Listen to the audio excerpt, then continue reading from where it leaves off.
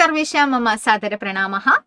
അപ്പൊ ഇന്ന് നമ്മൾ പറയാൻ വന്നിട്ടുള്ളത് അവസാന പാഠഭാഗവുമായിട്ട് ബന്ധപ്പെടുത്തിയിട്ടുള്ള ഒരു എസ്സേ ആണ്. അതെങ്ങനെയാണ് എസ്സേയിൽ വരിക എന്നുള്ളത് നമുക്ക് നോക്കാം കേട്ടോ. അപ്പം വൈദിക സാഹിത്യ ഗൗരവം എന്നാണ് നമ്മുടെ എസ്സേയുടെ പേര്.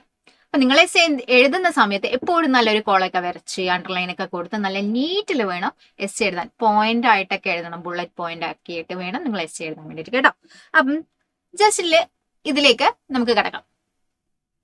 സംസ്കൃത സാഹിത്യം വൈദികം ലൗകികം ചേതി ദ്വിവിധം ഭവതി. സംസ്കൃത സാഹിത്യം എന്ന് പറയുന്നത് രണ്ട് വിധത്തിലാണുള്ളത്. വൈദികം എന്നും അതുപോലെ തന്നെ ലൗകികം എന്നും പറയുന്ന രണ്ട് തരത്തിലാണ് നമുക്ക് സംസ്കൃത സാഹിത്യം ലഭിക്കുന്നത്, അല്ലെ, കിട്ടുന്നത്. ലൗകിക സാഹിത്യെ മഹാകാവ്യാനി കാവ്യ സാഹിത്യം നാടകാനി പ്രസിദ്ധാനി ഭവന്തി. എന്താണ് ലൗകിക സാഹിത്യത്തില് മഹാകാവ്യങ്ങളും കാവ്യ സാഹിത്യവും നാടകാദീനി എന്നാണ് എഴുതിയിട്ടുള്ളത്. നാടകാനി എന്ന് പറഞ്ഞാലും പ്രശ്നമൊന്നുമില്ല കേട്ടോ. അപ്പൊ നാടകാദീനി പ്രസിദ്ധാനി ഭവന്തി കേട്ടോ. നാടകങ്ങളും ഒക്കെ പ്രസിദ്ധമാണ്. വൈദിക സാഹിത്യെ വേദാഹ വേദാംഗാനി ഉപനിഷതഃ ച പ്രസിദ്ധാനി. എന്തൊക്കെയാണ്?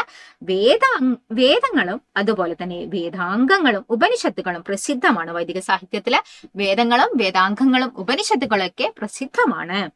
ചത്വാരഹ വേദാഹ സന്ധി. 4 വേദങ്ങളാണ് നമുക്കുള്ളത്. ഓക്കെ, 4 വേദങ്ങളാണുള്ളത്. ഏതൊക്കെയാണ് വേദങ്ങൾ എന്നുള്ളത് കൃത്യമായിട്ട് പറയുന്നു.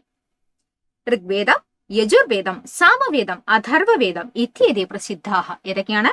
ഋഗ്വേദം, യജുർവേദം, സാമവേദം, അഥർവവേദം എന്നിവയൊക്കെയാണ് പ്രസിദ്ധമായിട്ടുള്ളത്.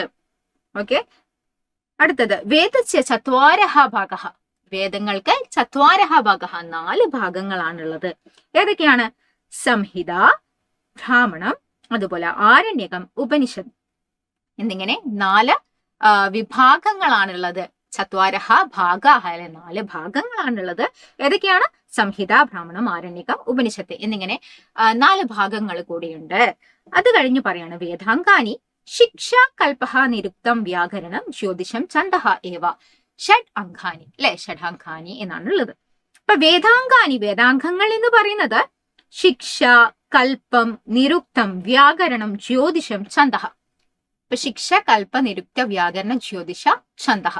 ഛന്ദഃ അല്ലെ. അപ്പൊ 6 വേദാംഗങ്ങളുണ്ട്. അപ്പൊ 6 വേദാംഗങ്ങളുണ്ട്. അതുപോലെ തന്നെ വേദസ്യ ഭാഗം എന്ന് പറയുന്നത് 4 ഈ കാര്യങ്ങൾ നിങ്ങൾ എന്ത് ചെയ്യുക മക്കളെ? ഓർത്തു വെക്കുക. ഉപനിഷത. ഉപനിഷത്ത് എന്ന് പറഞ്ഞാൽ എന്താണെന്നാണ് അടുത്തത് പറയാൻ പോകുന്നത്. വേദാനം അന്തിമ ഭാഗഃ ജ്ഞാനഭാഗഃ ഏവം ഉപനിഷത്ത്. ഇപ്പൊ എന്താണ് പറയുന്നത്? വേദാനം അന്തിമ ഭാഗഃ, വേദങ്ങളുടെ അന്തിമ ഭാഗമാണ് ഉപനിഷത്ത് എന്ന് പറയുന്നത്. വേദത്തിന്റെ അവസാന ഭാഗമാണ് ഉപനിഷത്ത്. ശതാധിക ഉപനിഷതഃ സന്ധി. 100-ൽ അധികമായിട്ടുള്ള, ശതം എന്ന് പറഞ്ഞാൽ 100 ആണല്ലേ. അപ്പൊ 100-ൽ അധികം ഉപനിഷത്തുകൾ ഉണ്ട്. കിന്തു എന്നാലും ലഘുപ്രായഃ പ്രാധാനഃ 10 ഉപനിഷതഃ വിദ്യന്തെ. എന്താണ് പറയുന്നത്? പ്രധാനപ്പെട്ട 10 ഉപനിഷത്തുകൾ ഉണ്ട് കേട്ടോ, വിദ്യന്തെ. അപ്പം പ്രധാനപ്പെട്ട 10 ഉപനിഷത്തുകളാണുള്ളത്. അവ തേഷാം നാമാനി, അതിന്റെ നാമങ്ങൾ നമുക്കൊന്ന് നോക്കാം ഏതൊക്കെയാണെന്ന്. ഈശാവസ്യാം കേനം ഖണ്ഡഃ കടഃ പ്രശ്നഃ മുണ്ടകഃ മാണ്ഡൂക്യഃ തൈത്തരീയം ഏതരീയം ചാന്തോക്യം ബൃഹദാരണ്യകം. അപ്പൊ ഇത് ദശാഹ 10 ഉപനിഷത്തുകളുടെ പേരുകൾ നിങ്ങൾ ടെക്സ്റ്റിൽ കൃത്യമായിട്ട് പറഞ്ഞിട്ടുണ്ട്. ഈശ, കേന, കണ്ട, പ്രശ്ന, മുണ്ടക, മാണ്ഡൂക്യ, തൈത്തരീയ, ഏതരീയ, ചാന്തോക്യ, ബൃഹദാരണ്യക. അല്ലെ, ഇത്രയും കാര്യങ്ങൾ കൃത്യമായിട്ട് പഠിച്ചു പോവുക. ഇത് ദശാഹ, ഇത്രയും എണ്ണമാണ്, 10 എണ്ണമാണ് എന്നുള്ള കാര്യം കൃത്യമായി പഠിച്ചു പോവുക. വേദേഷു വേദാംഗേഷു ഉപനിഷദേഷു ചകാനിചന വാക്യാനി സംസ്കൃതി സൂക്തവാക്യാനി ധ്യേയവാക്യാനി ഇത് രൂപേണ വിഭിന്ന സംഖ്യ സംസ്ഥാപിഹി ഉപയുജ്യന്തെ. എന്താണ് പറയുന്നത്?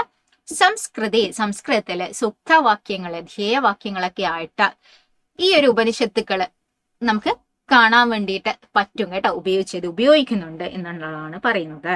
ധ്യേയവാക്യാനി അനുവംശസ്ഥ. എന്തൊക്കെയാണ് ധ്യേയവാക്യങ്ങൾ എന്നുള്ളത് ജസ്റ്റ് കുറച്ച് ധ്യേയവാക്യങ്ങൾ നമുക്കിവിടെ കൊടുത്തിട്ടുണ്ട്. ഏതൊക്കെയാണെന്ന് ജസ്റ്റ് നോക്കാം. യോഗക്ഷേമം വഹാമ്യഹം. യോഗക്ഷേമം വഹാമ്യഹം എന്ന് പറയുന്നത് LICയുടേതാണ്. യോഗക്ഷേമം വഹാമ്യഹം.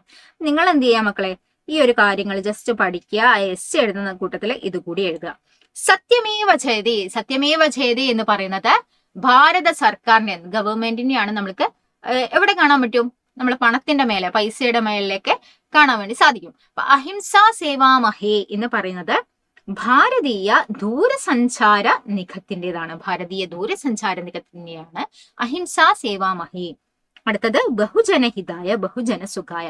ബഹുജനഹിതായ ബഹുജനസുഖായ. അപ്പം പാട്ട് കേൾക്കുമ്പോഴാണ് നമുക്ക് നല്ലൊരു സുഖം കിട്ടുക എന്നുള്ള കാര്യം ആലോചിച്ച് വെക്കുക. അപ്പൊ ആകാശവാണിയുടേതാണ് കേട്ടോ, ആകാശവാണിയുടേതാണ്. അടുത്തത് ശംനോ വരുണ. ശംനോ വരുണ എന്ന് പറയുന്നത് ഭാരതീയ നൗസേന അഥവാ നൗകാസേന കേട്ടോ, ഭാരതീയ ജലസേനയുടേതാണ്. ശംനോ വരുണ എന്ന് പറയുന്നത് ജലസേന എന്ന് എഴുതിയാലും മതി, ജലസേന. ഓക്കെ. നഭഃ സ്പൃശം ദീപ്തം എന്ന് പറയുന്നത് ഭാരതീയ വായുസേന കേട്ടോ. നഭഃ സ്പൃശം ദീപ്തം, നഭഃ സ്പൃശം ദീപ്തം എന്ന് പറഞ്ഞ ഭാരതീയ വായുസേന. അപ്പൊ ഇത്രയും കാര്യങ്ങൾ അടങ്ങുന്ന ഈ ഒരു വൈദിക സാഹിത്യത്തെ കുറിച്ചിട്ടുള്ള ഒരു എസ്സേ നിങ്ങൾക്ക് എക്സാമിന് വേണ്ടി പ്രിപ്പറേഷന് നിങ്ങളെ കൂട്ടത്തിൽ പ്രിപ്പയർ ചെയ്യുന്ന കൂട്ടത്തിൽ നിങ്ങൾ എന്ത് ചെയ്യുക, ഇതുകൂടി പഠിച്ചെടുക്കുക. അപ്പോൾ ഓൾ ദി ബെസ്റ്റ്. നന്നായിട്ടുള്ള ഒരു എക്സാം എഴുതുക. ബാക്കിയുള്ള കാര്യങ്ങളൊക്കെ ലൈവില് പറഞ്ഞിട്ടുണ്ട്, മാരത്തോണിൽ കൊടുത്തിട്ടുണ്ട്. അപ്പൊ എന്താ ചെയ്യുക, അത് പോയി കാണുക. ഓക്കെ.